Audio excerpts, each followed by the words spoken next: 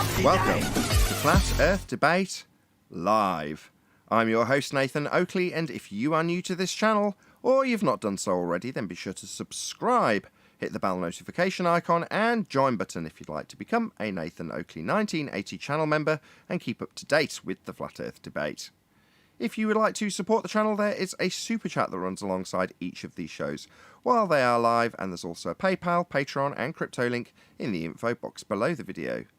Also below this video, you can get £50 for swapping your UK electricity supplier to Octopus Energy, and this is of particular note if you drive an electric vehicle. Most importantly, if you'd like to join the discussion, simply mute the page you are currently watching, then click the link in the info box below this video to join the panel and express your views on the nature of Earth. If you do join, please don't swear. If you do, you'll be ejected, and if you are, please don't try to rejoin the stream using sock accounts. You'll be warmly welcome back on the next stream. Please also share the show on social media. Sharing the show obviously increases the live audience, but this in turn increases the chances of a more diverse panel, so please share the show on Facebook and Twitter. Now we are joined by 10th Man, Arwin, Righteous Force, Neil, Eli, and a whole bunch of people in Discord, so welcome one and all. Greetings. Hello. Good afternoon. Hello. Good morning. How are you, Neil the Carnivore? I'm very well. Good to have you all. Any evidence that you can acquire an elevation angle from a curved adjacent?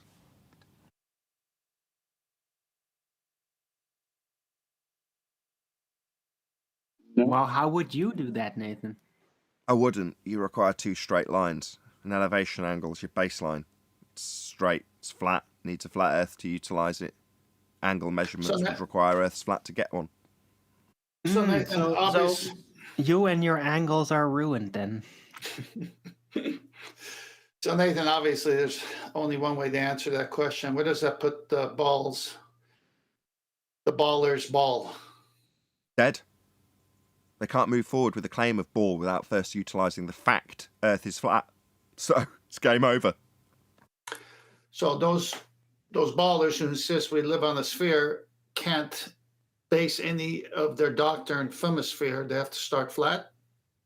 Yeah, and if they claim that they're going to start spherical, they'll be correcting their assumed dip to a geometric horizon we debunked with the black swan.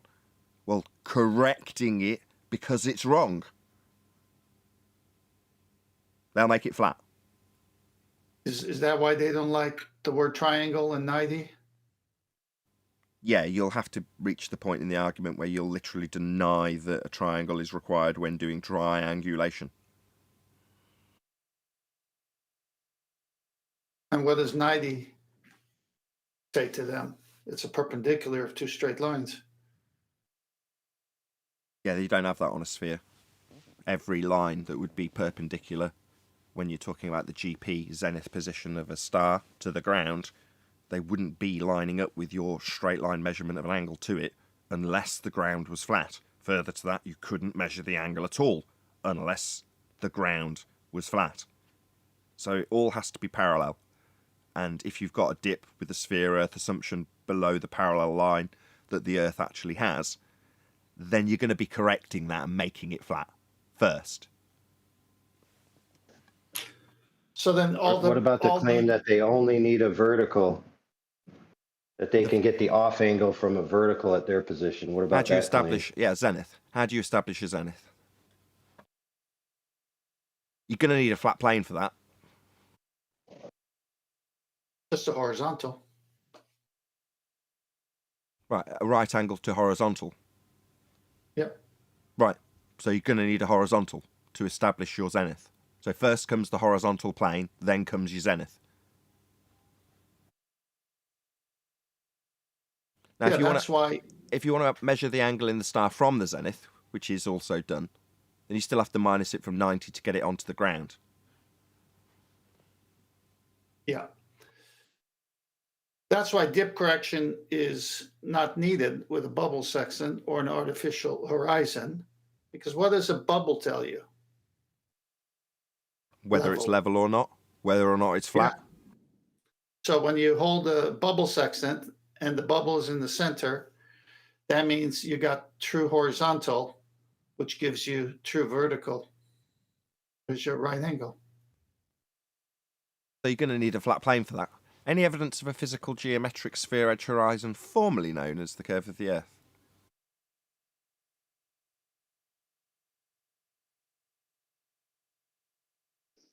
No, black swan. Right on. Black swan. If the Earth was a sphere with a radius of 3959 miles, then every distance to the geometric horizon could be no more than 1.2 times the square root of the observer's height in feet, and the imagery we have labelled black swan shows the horizon beyond the geometric limitations of an Earth sphere radius 3959. Therefore, the Earth is not a sphere, and the horizon is not Earth curve.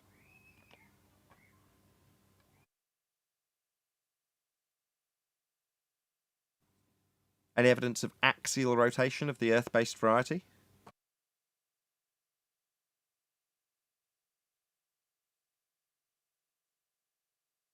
That's something we would all experience if it was actually happening.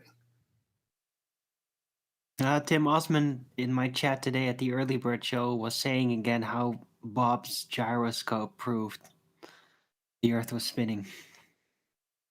So the globe claims we have 15 degrees an hour drift. That's Earth turning underneath an inertial reference frame, observed from the non-inertial turning Earth as drift. That's things drifting away, seeming to because you're turning underneath. So that's an apparent effect, something you would see happening, and we don't. Nothing's drifting away. And when we put this to them, they'll give us videos like the one on screen now and say, look, the guy's not drifting. It's like, this is an example of a man not drifting given to me by Simon Dan with the strapline, you and your reference frames are ruined. Because the globe claims there's two of them and we will see drift at 15 degrees an hour. When we point out as Flat Earth that there is no drift visible, we're told, with examples like this, we wouldn't expect to see any of the globe's claim of drift.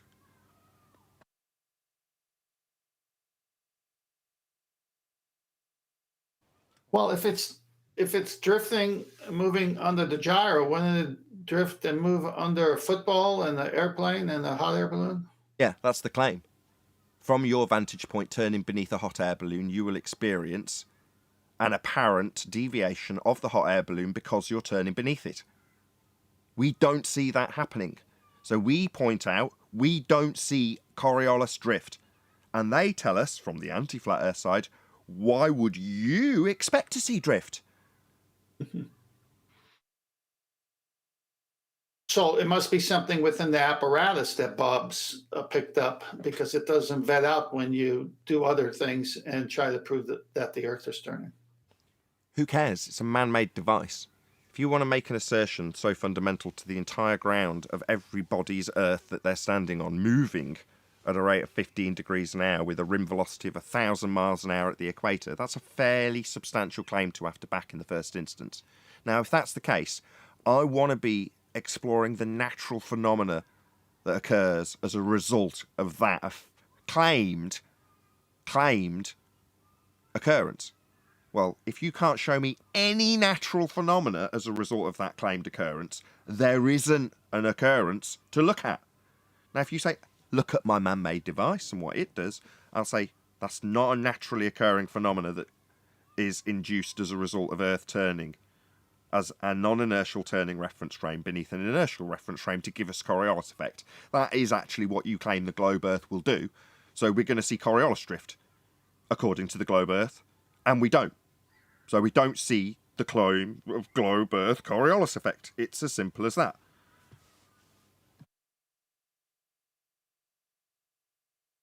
Right, and actually, a focal pendulum in the southern hemisphere still moves in a clockwise rotation as well, when it should be counterclockwise due to being in the opposite hemisphere.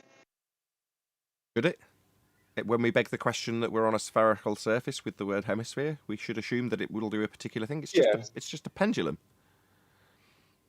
Right, it is just a pendulum, but if the Earth was a globe, spinning from west to east, being in the northern, the way that it's oriented, it would in the northern hemisphere it would spin clockwise, and then in the southern hemisphere, because it's in the opposite direction, it would spin clockwise. But they both spin, or counterclockwise, but they both spin clockwise. Relative. Sounds like Globiolas effect That's to me. relative. Okay, let's just try and break this down, because as much as you can try and pick apart their man-made device parlor trick that they're utilising to make the claim Earth is a non-inertial turning reference frame turning beneath an inertial reference frame to cause the drift that we can see apparent in the pendulum in this example.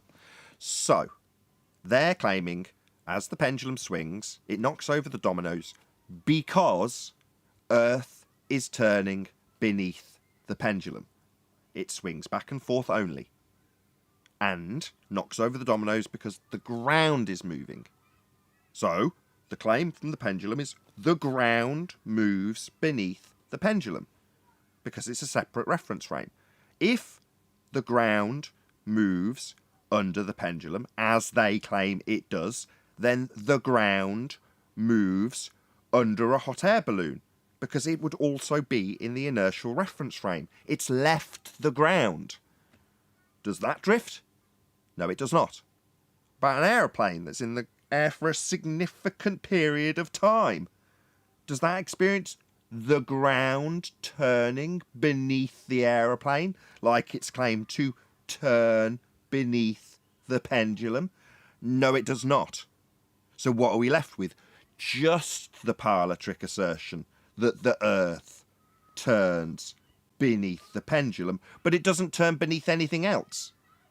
Now, when Neil deGrasse Tyson says, oh yeah, it does, it turns beneath the football, it curved through the goal because the ground turned beneath the football, causing an apparent drift and causing it to go through the goal. Well, if the ground turns beneath the football, as Neil deGrasse Tyson is asserting with that claim, then the ground turns beneath the blimp filming the game. And you'd notice. But it doesn't. The ground is not turning beneath a blimp, or a hot air balloon, or an aeroplane, or a helicopter, or a drone, or a balloon that you let go of. Earth's not turning beneath anything. It only turns beneath their claimed parlor trick example, or Neil deGrasse football example. Well, it's in the air for a split second. The blimp's hovering above the stadium for a significant period of time, and no one's experiencing any earth turn underneath it.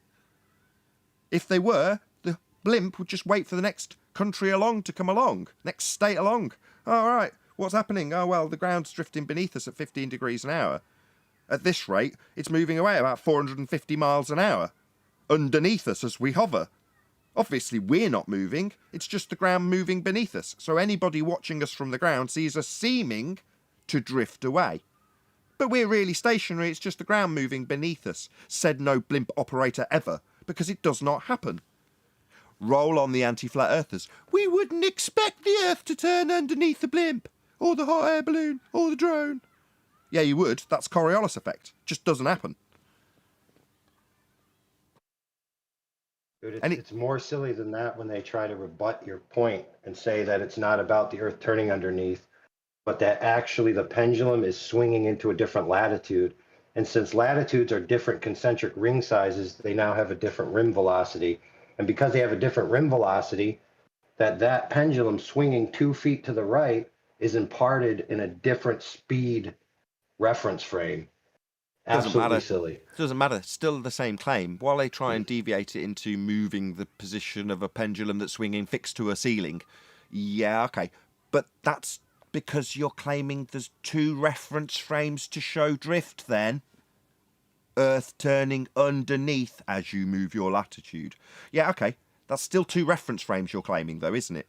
Globe Earth or anti-flat earther. Okay. Yeah, that would mean we've got drift. That's the claim. Yeah, we understand what Coriolis' claim is. But it doesn't happen. Yeah, Only with the absolutely. pendulum. Only with the parlor trick. Now, a ball that naturally curves when you throw it, it's a football, can be asserted by magician Neil deGrasse Tyson to be a result of the effect of Earth turning underneath the football. But as I say, that would directly translate into a not only a football, but a drone, hot air balloon, blimp, aeroplane, anything that's left the ground. Because it leaves the ground and it, according to the claim, continues to turn underneath. Just doesn't get experienced by anything other than the parlour trick and, in the case of Neil, the ball. Absolutely, and most globers will omit the fact that the centrifugal force counteracting the alleged spin force, so you have quote unquote gravity allegedly pulling things in while centrifugal force is throwing things out. The problem is that they only use center-based radius math, when in actuality, the radius and the centrifugal force of the rim velocity are two different vectors. You will never see a glober account for that differential in vector and provide the force that's there, because guess what that force would do?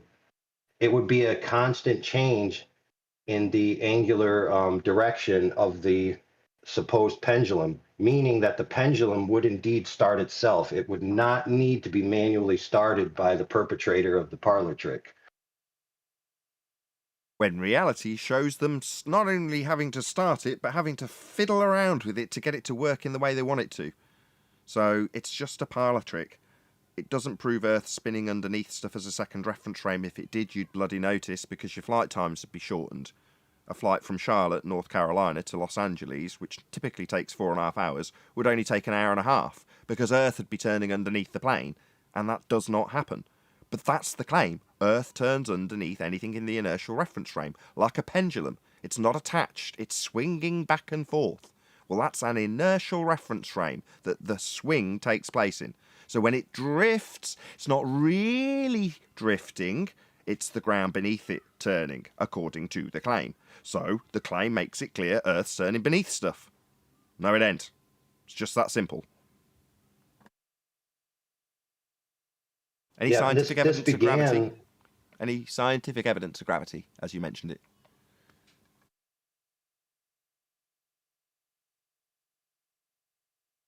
There's no phenomenon.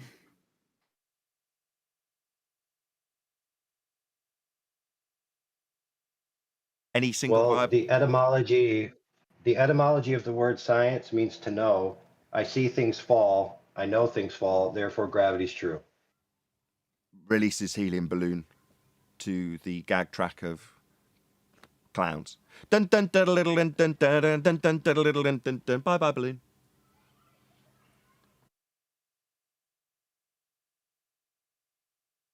Any single Gases don't count. What don't count? Gases don't count. No, they don't. They're inanimate. Why would they be counting anything? Well, that's what they would say. Like, we're not talking about gases. We're talking about objects. Things with weight. They all go down. Nothing else goes up. Things with weight? What about gases? That's what I said. They exclude gases. They said gases don't count. We're talking about inanimate objects, like a hammer or a rock. Gas consists of stuff, it's matter. So just because they've got an arbitrarily assigned downward vector to their weight means that they can't ascribe their arbitrarily ascribed downward vector to gas. That's all it means. Doesn't mean that gas isn't stuff. It is. What they actually mean to say is it only applies to things heavier than the medium. Yeah, if the medium happens to be gas. Yeah, but even if you take it in there, because if you have an empty chamber, a vacuum, and you introduce a gas to it, some of them will actually assert that the gas will go down, go boom boom in the chamber, form a puddle. Even though gas behaviour is that it expands in all directions, all vectors, to fill the availability of volume that it has to fill. Ergo, if the sky was a vacuum, then the gas we breathe would fill that space, as it expands in all directions to fill whatever volume it's got, and the sky vacuum space is claimed to be a volume that the gas could fill. So we'd all be dead. Any evidence that you can have the gas pressure, which we are all breathing, without the necessary antecedent of a container to press upon? No, but what the guy was telling me, just to go back real quick, he seems to believe that something is stopping There is always something that's going to stop it. Like the floor is stopping us. Otherwise, we'd keep going down and down and down, trying to assert a pull to the center of the Earth.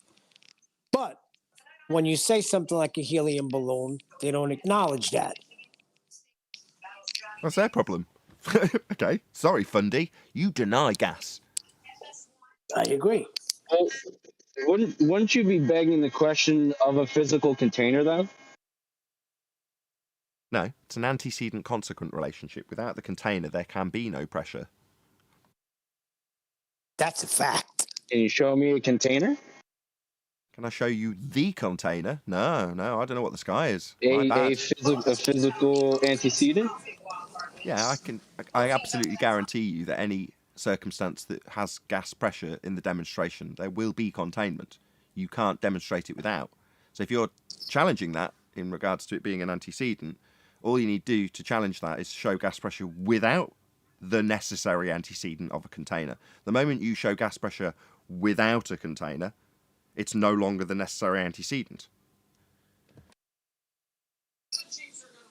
I looked further into my dome claim, so I will not claim a dome any longer.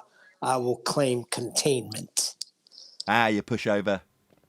Finally.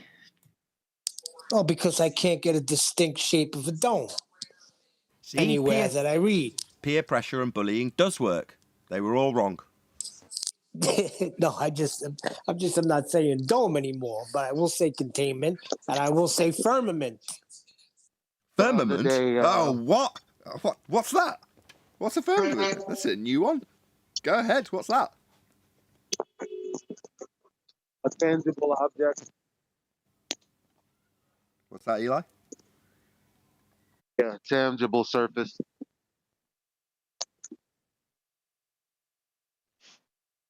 A thing. It's something very strong because in the Bible it says it holds the waters from above. Right, Neil, all you've done is sidestepped your original dome claim and now called it firmament rather than dome. Firmament is fine. Firmament is fine in argumentation if unless you. I'm just saying, firmament, the word itself means something tangible. So.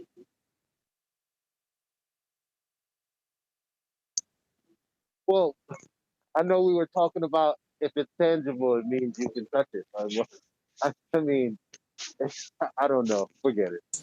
Yeah, but then I'd be contradicting myself because I always say if you can't validate it, you can't claim it. So I can't validate it because I can't touch it. Can you mute, Eli? While you're not talking, we can't hear Neil. So unless I can validate it, I mean, it should be everybody's stance too. Unless it can be validated, then we shouldn't claim it, correct? But that's up to you, Neil. That's your prerogative, right? But what we tried to illustrate to you the other day was that there's no get out once you've claimed it to not be trying to validate it if challenged to do so by your opponent. And that is where the focus will go immediately, rather than the fact that you can't have gas pressure without a container and the sky is claimed to be an empty space available for the gas we breathe to fill. Nothing stopping it, nothing for it to press upon, just an empty space for it to fill, making space fake. That won't be the focus if you say dome or firmament. It'll be prove your firmament, prove your dome. And there's no reason why you shouldn't be doing that if you've claimed it. Up to you if you want to. It's up to you. That's your prerogative.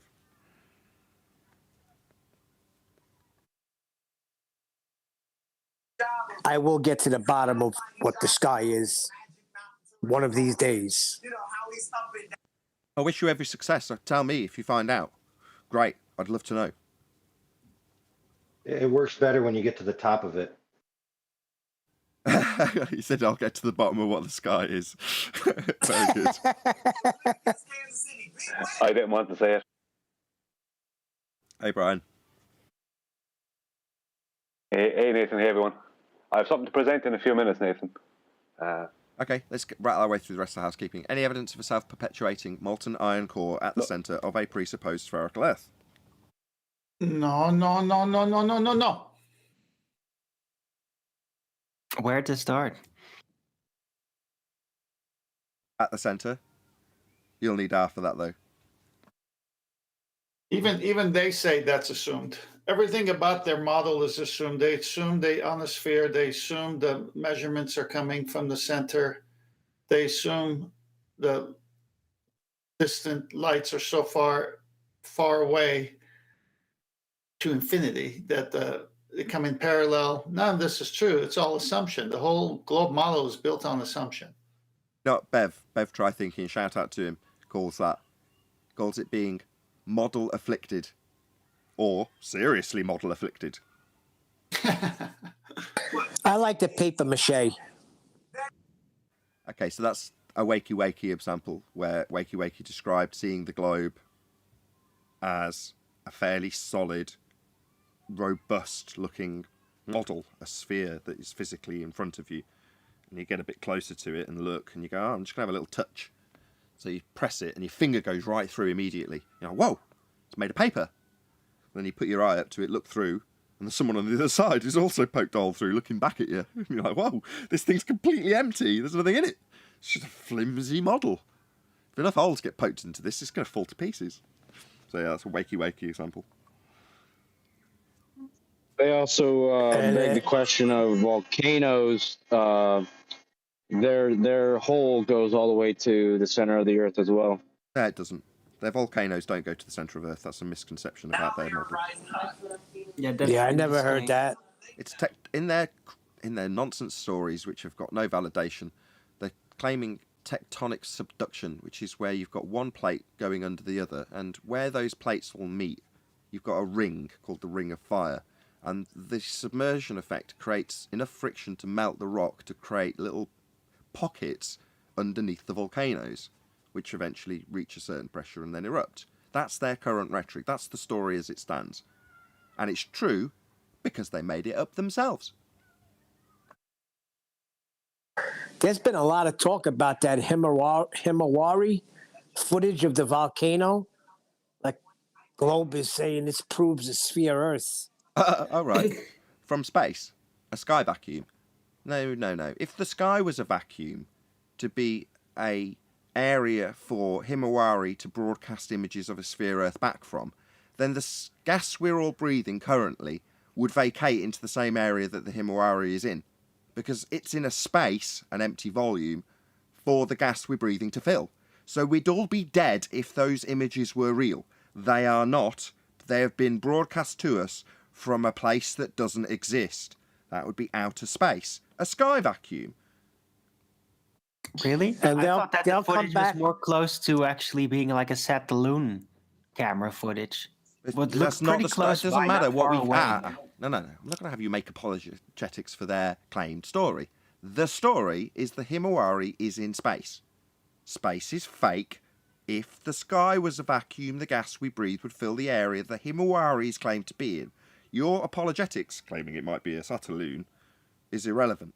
It's not claimed to be a Satelloon in our sphere-shaped air, which is what it would be if it was. We haven't got sphere-shaped air. We haven't got atmosphere. We haven't got a sky vacuum. Space is fake. No, we haven't got images from the Himawari of a sphere Earth. That's total nonsense. I agree to Well, that, when but I there said- was real footage. That's the point. And I think that the real footage was probably taken through a Satelloon hanging there. Have you seen the footage? That's what I was going to say, Alwyn. Hold on. People are saying generated.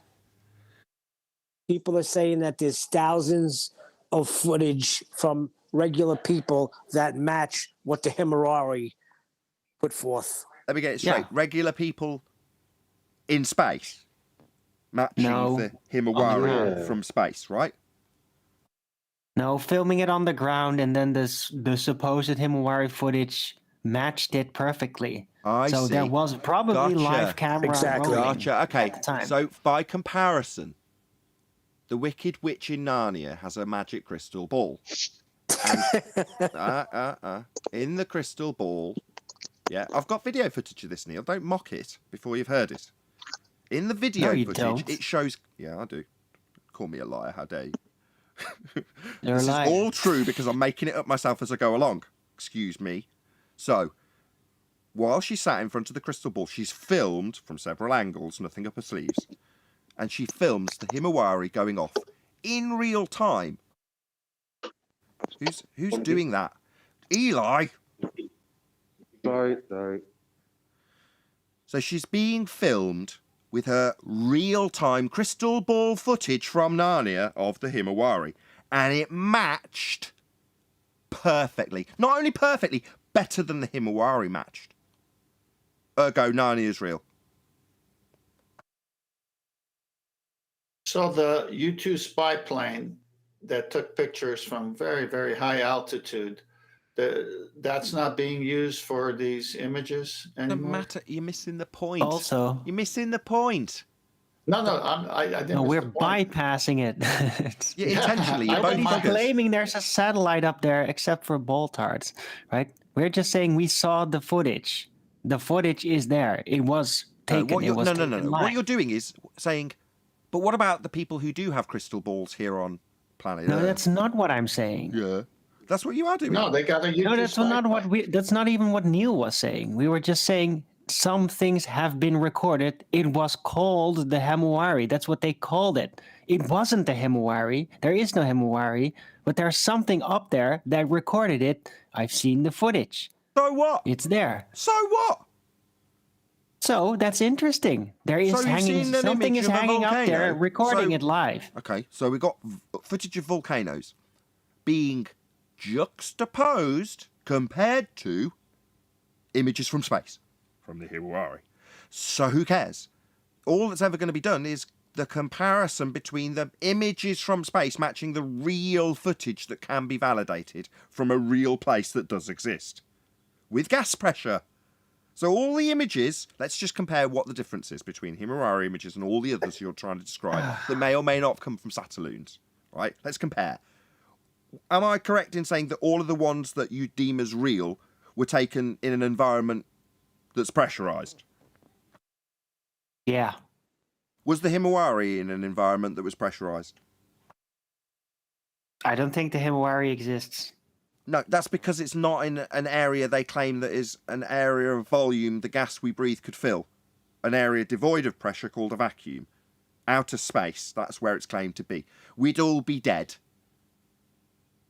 Yeah, that's obvious. We're saying that when you're on an airplane at 30,000 feet and look down on a clear day with no clouds underneath you, you see similar things. And so obviously this was taken within a gas pressure environment. It could have been like a spy plane. There could be something, but it's not from space, that's for sure. Is all that matters in terms of their claim. Because they're saying Himawari shows a ball, Himawari shows volcano, therefore Himawari's ball is true. That's the claim, basically. Yeah, but And you space. destroyed that. But you destroyed that claim with your argument. So then once that's over, you say, well, how did they get that top view? Easy. Within the container, air pressure in this Earth system, No. just like we've seen planes No. at high altitude take pictures. No. When someone says What to do you me, know? how did they get this view? I go, I couldn't care less. Why are you asking me how they did this? They're lying to you, but you now ask me how they are lying to you? Go ask them. And when you're there, tell them they're lying sons of you-know-whats, because they've lied to you about where the images came from.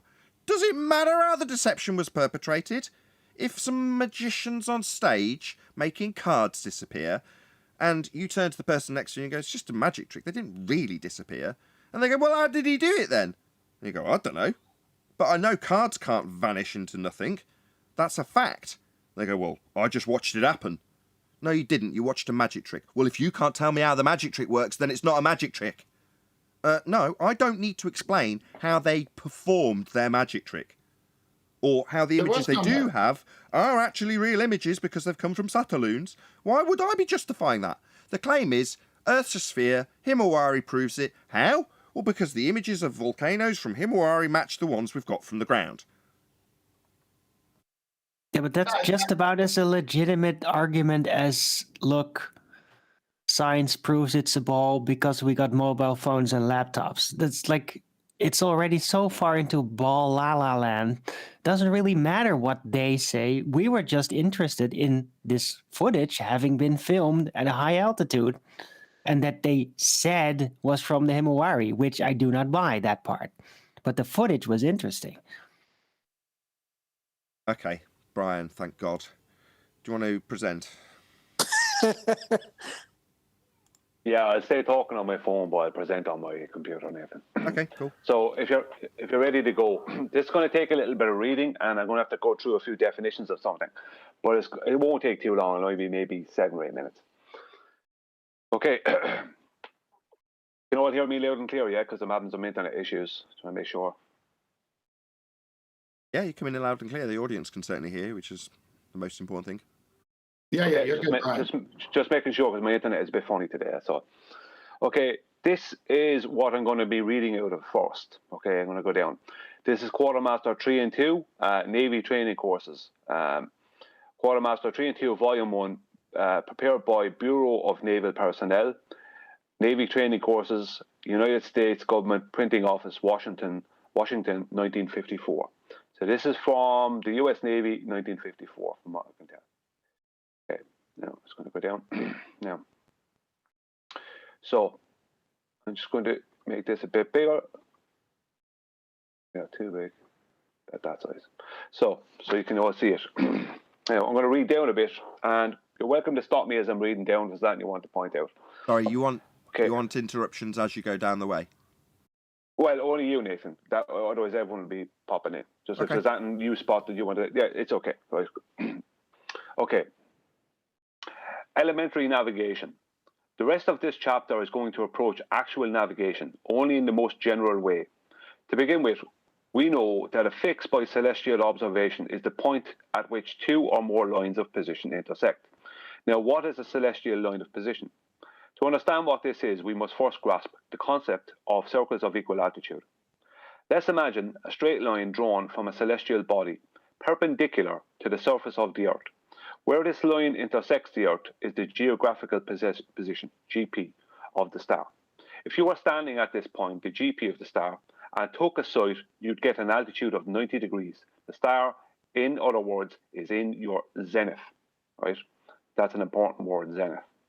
Now, suppose you have a body who is standing exactly 1 nautical mile, 1 minute of arc, away from you. You can see that he's also 1 nautical mile, 1 minute of arc away from the star's GP. Further, his zenith is 1 minute of arc away from the star's position on the celestial sphere. The difference between the zenith of the GP of a body and the zenith of an observer is called the zenith distance. Now, I'm going to read that again. The difference between the zenith of the GP of a body and the zenith of an observer is called the zenith distance. Okay. One other thing I want to point out before we go further: the 1 minute of arc, right? That is within the sextant, and it also can be termed as a pre-assumption of a curved sky, but that's not what we measure. Okay, just stop here, just before we move on, because that is such an important point. So what Brian's just described is 2 positions. One is a star and the other is you. Now, if you imagine from your position drawing a line directly up through your head up to the sky, and then for the star, a line drop down with a plumb, if you will, all the way to the ground. Now, both of those are 90 degree to the ground. So for them to both be parallel, these 2 zeniths, these 2 lines, you have to have a flat Earth between the 2. And they can't be parallel if there's a curved Earth between the 2. So both zeniths are parallel with one another, only achievable on a flat plane. Go ahead, Brian. Sorry to interrupt. No, that's fine, Nathan. That's good. That's necessary. Okay. If your body, takes a sight of this star just as you do, the altitude he gets will differ from yours by 1 minute. As altitude always equals 90 degrees, right? You can't have 90 degrees without a 90. Minus zenith distance. The sight he takes will read 89 degrees, 59 minutes. So the person that's 1 minute of degree away from the GP of the star will be 1 nautical mile away from the GP of the star. So his reading to the star is going to be 89 degrees, 59 minutes. Let's stop right here and look at a significant fact. As long as your body stays exactly 1 mile away, he can be in any direction from you. In other words, your position is the center of a circle. Your body could be any place on that circle and get the same 89 degrees, 59 minutes sextant altitude. He's on a circle of equal altitude. This circle of equal altitude is a celestial line of position. Your body is somewhere on it. On every point of the circumference of this circle, the altitude of the star is the same. From the star's GP, any number of circles of equal altitude spread out as altitude decreases with distance of the observer from the GP. The maximum limit, of course, would be about 5,400 nautical miles, 5,400 minutes of degree or arc from the GP, at which point the star would be seen on the horizon at 0 altitude. Altitude at this limit would have decreased the entire 90 degrees, 5,400 minutes possible. Now let's look back to fixes. It would seem that we could use the intersection of a circle of equal altitude of one body with a circle of equal altitude of another to get a fix by celestial navigation. After all, we can locate the latitude and longitude of the GP by the declination and GHA of the star. By subtracting the altitude from 90 degrees and changing the result to nautical miles, we should be able to draw a circle of equal altitude around the GP. So this is very important. By subtracting the altitude from 90 degrees, so you can't subtract from 90 degrees without a 90-degree angle, right? You need a right angle to do that, right? And changing the result to nautical miles, we should be able to draw a circle of equal altitude around the GP. So no matter what your minutes of degree reading is, it would between the co-altitudes of your zenith, right, of your zeniths, then that will always equal the same exact amount of distance on the surface of the Earth in nautical miles. Okay, so we all understand that. So I'm going to just one more time go through it. If between the co-altitudes of the observer zenith and the zenith of the star is, let's say, 100 nautical miles, or sorry, 100 minutes of degree, then on the ground below that, the distance on the ground between those two zeniths will also be 100 nautical miles. So they're equal.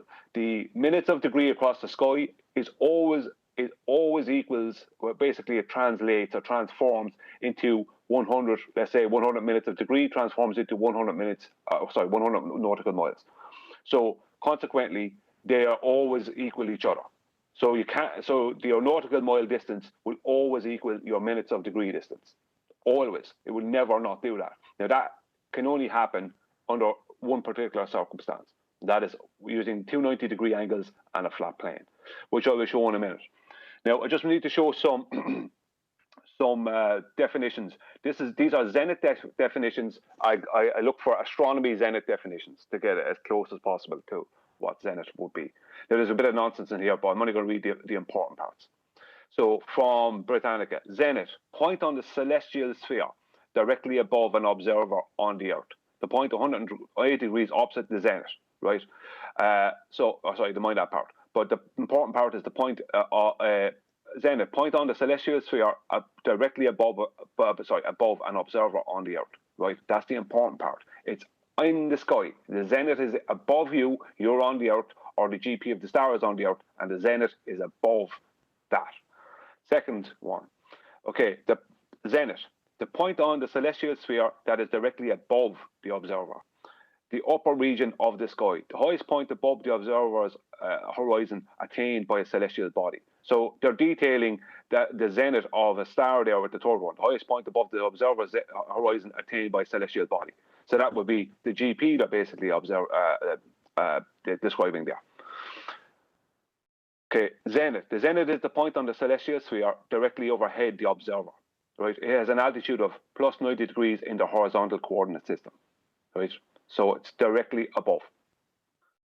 Zenith. Zenith means the high point. It comes from astronomy, where it describes the highest point on an arc traveled by a star or a planet or other celestial body. So that is important because it's all pointing towards zeniths being up in the sky, right? So your zenith as an observer and the zenith of the star are both in the sky. So let me see, zenith, right? The zenith, right? This is from graphics.stanford.edu. The zenith is the point on the celestial sphere directly above an observer on the Earth, right? So directly above, always above in the sky. The zenith is always above the surface of the Earth. Okay, all right. Oxford reference, right?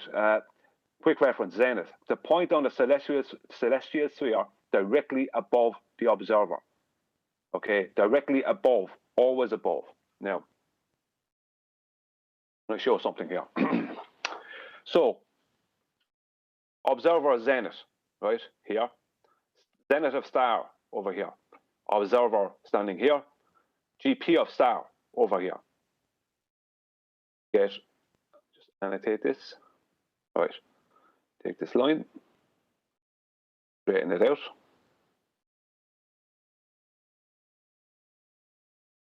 And I just change the color to red so it can be seen. Okay.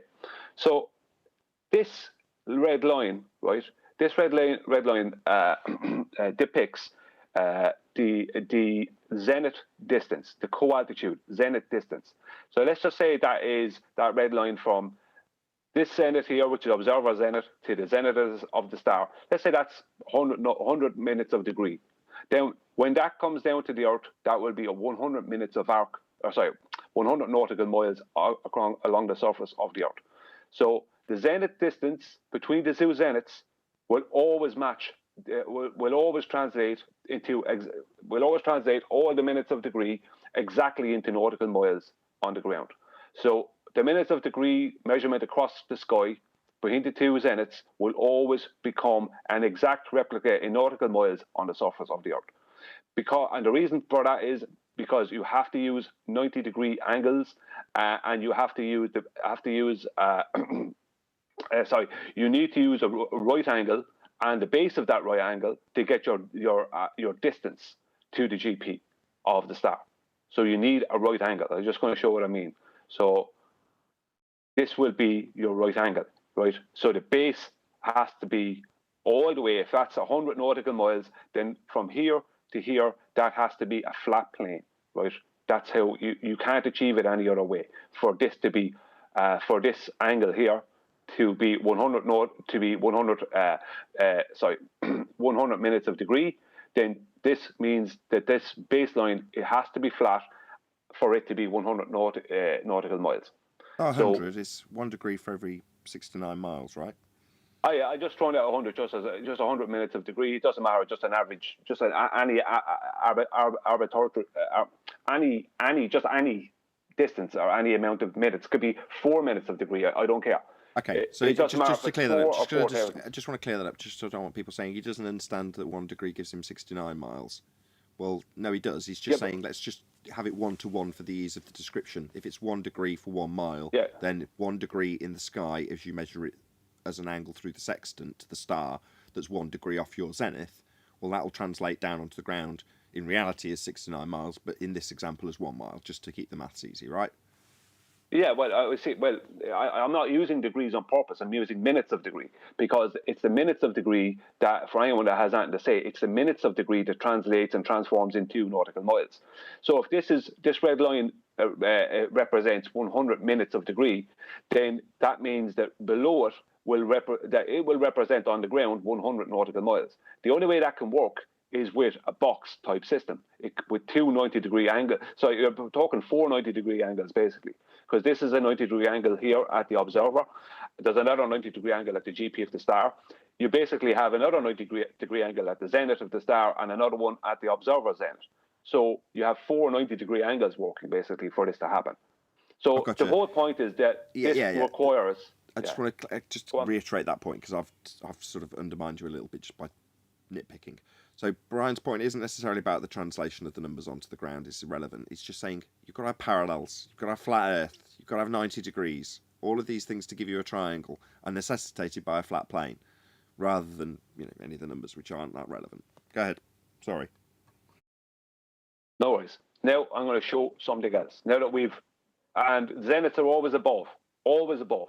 Your zeniths are always above. As I showed earlier, every single definition for a zenith is always above.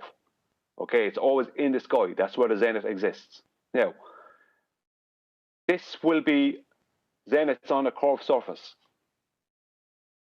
This will be the zenith distance on a curved surface, if it was possible to do this on a curved surface, which it isn't. But even if you made two fantasy tangent planes and you ended up with two zeniths, then this would be your zenith distance from this point to this point. But the problem is, when that's translated down, it won't translate correctly because the distance goes beyond what the base of the zeniths are. So it completely destroys their model because they can't. Because in reality, you have to have parallel zeniths for this to work. It won't work with diverging zeniths. That's the problem. Exactly. So when I reiterated earlier that these two lines, just keep this on screen for a second, would come down from your position, or from the zenith down to your position, or from your position up to your zenith, and parallel with that has to be the star and its zenith on the ground, which is what Brian's showing next to me. So Brian's showing how no matter where or how far these 2 points are apart, they've always got a line that runs parallel with 90 degrees to it. So if you can move that line that you were just moving halfway down for me, Brian, if you're in the sky and you're using an artificial horizon or a bubble sextant, it makes no difference once you establish this line, because it will always run parallel and give you a 90 degree to the zenith as star. That will also translate down onto the ground, but that's not necessary. There's no correction needed because you've still got your 90 degrees intact. Whereas on this depiction on the right, when you've got a curved surface beneath, you no longer have that effect working. You can't adjust because these two lines are no longer parallel with each other, neither give you 90 degrees, so none of the maths works. It can't work on a curved surface. It has to be flat to do this. It's as simple as that. If you start with a sphere, so if you say, okay, well, no, we have got this scenario, as Brian alluded to a little bit, you're going to have to draw out flat surfaces on them. But when you do draw a tangent plane, you have to correct that. They call it the dip to the geometric horizon. We've debunked that with the black swan, by the way. Nevertheless, they've got a claimed dip with a tangent plane to a horizon that's been debunked. And when they have that, they correct the dip and make it flat. So in other words, we've got a fundy sphere belief with a geometric horizon that only exists in maths, and we're going to correct that to be a flat plane so that it works in the manner in the left-hand depiction. Do you want to add anything else, Brian? Excellent, by the way. Thank you. If not, Yeah, outstanding. Thank you. No, this is just the reason I'm focusing on the word zenith so much is because I'm not going to go into the details now, but there's a globe kind of they try to have a get out of this, but it means to deny what a zenith is. It's a complete it's only a mathematical nonsense. But in reality, they in their model they always have diverging zeniths. You can't not have diverging zeniths on a curved surface. So consequently, this cannot work, and this does work all the time, but it can't work on a curved surface. It requires a flat plane, 90-degree angles. In you can't make this work on a curved surface. In the pre-show, we were talking about the pain that this will cause. Now, in this example, we're talking about the correction, the dip correction, that if you've got a sphere belief before you doing this, this requires a flat plane. So you're going to have to correct your sphere error and make it flat. So that's going to cause a lot of pain, because before they can do anything, move forward in anything, or ask us or quiz us about their position when triangulating with angles they've already acquired, if they want to whistle past it. But the angles, already acquired or otherwise, were acquired off a flat plane. It's devastating. I said in the pre-show, this should be marked as not necessarily a date because it's so close to the Black Swan birthday, but either way, I think moving forward, and having listened a little bit to some of the people who are actually expressing their pain in this regards, they don't have any way around it other than to first assume a flat plane. Now, once you've done that, and your claims thereafter are all based on that, it's going to leave you with a really salty taste if you're an anti-flat earther or globe believer. And it's something you can't just be unaware of or you know, chant your way through begging the question with a justification that isn't valid. You've got to have it flat first. You have got to make it flat first. correct it. Correct that Yeah. dip that was debunked. There is a Go ahead. rebuttal on the field. There is a rebuttal on the field that I've heard to this proposition because I've put this to a couple of Globers. So the rebuttal is, okay, that's a good point, but you're forgetting that all the light rays are parallel. So if Brian, could you address that? Yeah, it's for a start, they'd have to prove parallel light rays, which they can't because their light is divergent. And secondly, it has nothing to do with anything because the zenith distance up here has to match exactly the nautical mile, or the nautical mile distance on the surface, because the zenith is always in the sky and the nautical miles are always on the surface of the earth. So the zenith distance has to match the nautical mile distance. But it won't in this scenario. It also seems non sequitur. So you're saying the light rays come in parallel on a sphere Earth in Muppet vision. Okay. But if you're assuming that model before we actually do anything with our sextant and make any measurements on the surface we're actually standing on, then you're going to have to correct your error in terms of where you believe a geometric mathematical horizon lies. And the correction will be making it flat so you can actually make an angle measurement. So before you do anything, even if you've got this lingering sphere belief, before you do anything, you've got to get rid of that sphere belief. You've got to correct it. You've got to do dip correction for your sphere belief. Well, what's the correction doing? Well, the correction, once correct, or once corrected, will be flat. That's what they've all got to do. So, you know, leave your sphere belief at the door. This has got to be flat first. Got to make it flat. And that's why I have all of the ballers in my video that I brought out a couple of days ago asking, what is the maximum size of a tangent plane on the globe Earth model? And every one of them said it's infinite. So their tangent plane can be any size they need it to be. So they can have any size of a flat surface on their globe.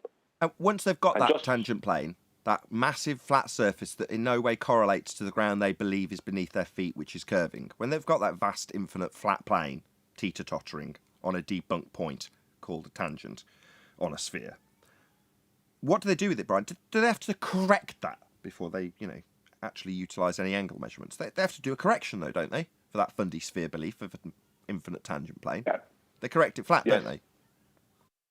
Yeah, they need it. They have to correct their claimed curved surface flat to make reality work. So with this particular claim, the elevation angle argument, you, me, and everyone who enters into this discussion will be leaving any presupposed sphere Earth beliefs at the door.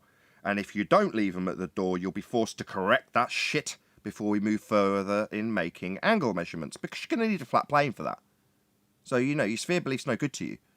It's just going to need correcting anyway, isn't it? Because it's flat. We know it. And now you know it, don't you, anti-flat earthers who watch this show? You know it too, don't you? Bless you, little cotton socks. Any more to add before I ask people to stay tuned? It's almost like Bob knew it when he presented you the sextant challenge, which skipped the part of actually using the sextant. Yeah, we've already got these angles from a flat plane, he didn't say. Let's move forward and figure out what we're going to do with these angles we got from a flat plane. Yeah, we'll do that for you, Bob. We'll also welcome you to Flat Earth when we point out that the angles you're asking us about came from a flat plane. Definitely. You'd have had to corrected your sphere error if you thought they were coming from a curved surface, because you couldn't have a curve meeting another straight line. I wouldn't give you an angle. That's unfortunate. Definitely You'll need a flat plane. Causing a lot of pain. Definitely causing them a lot of pain. Definitely. So I can see out on the circuit. Any more for any more? Yeah, it's tough when suddenly geometry is not compatible with reality anymore for them. I just want to, sorry, for cutting in at the end here, just before the live show, I just want to read the very last thing here again. By subtracting the altitude from 90 degrees and changing the result to nautical miles, we should be able to draw a circle of equal altitude around the GP. That means that the minutes of degree have to match the nautical miles, and the nautical miles have to match the minutes of degree all the time. Thank you. An area of equal altitude, not dropping away 8 inches per mile squared, not curving, equal, flat. Must be. Because otherwise you wouldn't be getting an angle. So, with that, I'll say a huge, massive, enormous thank you to both Discord and G Plus panels for making today's live show possible. Also, of course, a massive thank you to all of you for liking, commenting, sharing, subscribing, joining as a Nathan Oakley 1980 channel member, hitting the PayPal link, and all that good stuff. If you're watching this on either Nathan Oakley 1980 or Nathan Oakley premiering streams, then stay tuned, as there will be an after show to follow. I've been Nathan Oakley, and I will see you all in the next video.